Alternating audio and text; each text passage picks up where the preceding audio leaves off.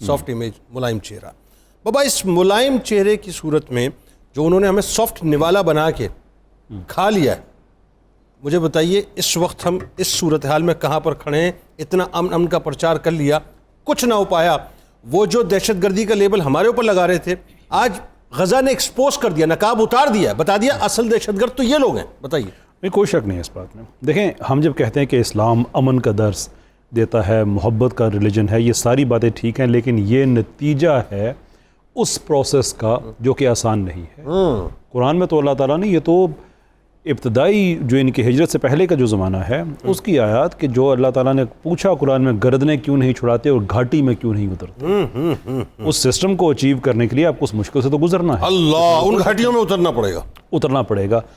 सहाबी रसूल हैं जिसम से 4-4, 5-5 इंच से जिस्म काटा जा रहा है। अल्लाह, लोग जाते हैं अल्लाह के रसूल सल्लल्लाहु अलैहि वसल्लम के पास और कहते हैं या रसूल अल्लाह, अब दुआ क्यों नहीं करते? और अल्लाह के रसूल कहते हैं कि जल्दी मत करो, मफहूम है उनकी बात का, जल्दी मत करो कि तुमसे पहले वो लोग गुजरे हैं जिनके सरों पे आरे चले, अल्लाह, हज़रत ज़करिया अलैहिस्सलाम, अल्लाह, जिनके जिस्मों पे लोहे की कंगियां चली हैं। तो फिर वो बता रहे हैं कि वो वक्त आएगा कि किसी सवार को तन्हा जाते हुए कोई मुश्किल नहीं होगी।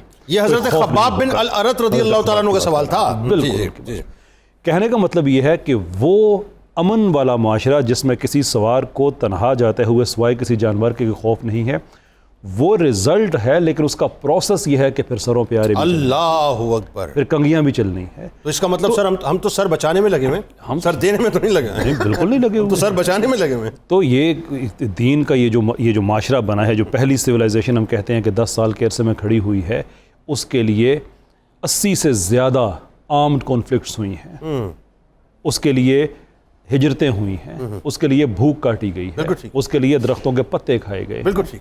क्योंकि जब आप हक के रास्ते पे खड़े हों और आप कहें कि दुनिया आपके पास आके कहेगी कि हाँ ये बड़ा अच्छा रास्ता है, इसको हम मान लेते हैं, दुनिया में कौन चाहता है ऐसा? सब आपके खिलाफ होते हैं। आज जो मुफ्ती साहब ने जो आगे इरशाद फरमाया ना कि ये एक खौफ है, मैं उनकी बात में मैं इजाफा करना चाहूँगा कि ये हमारे हुक्मरान इस वक्त मर्ज़ वहन के मरीज़ हैं, जो प्रिडिक्ट किया गया था, प्रोफेसाइज किया गया था। क्या हदीस पाक है वो, क्या हदीस पाक है, अल्लाह। हम वो मरीज़ लोग बैठे हुए हैं, 80 लाख की आर्मी हो, मैं कहता हूँ कि फ़ौजें ना भेजें। इस वक्त देखें जो गज़ा में सूरत हाल है कि इस वक्त इसराइली बम्बार्डमेंट, उससे तो जो लोग शहीद हो रहे हैं वो तो हो रहे हैं, लेकिन वो जो इतने टाइम से यूनाइटेड नेशंस कह रही थी कि जो कहत है उसके धाने पे खड़े हैं, वो कहत फॉर्मली आ चुका है।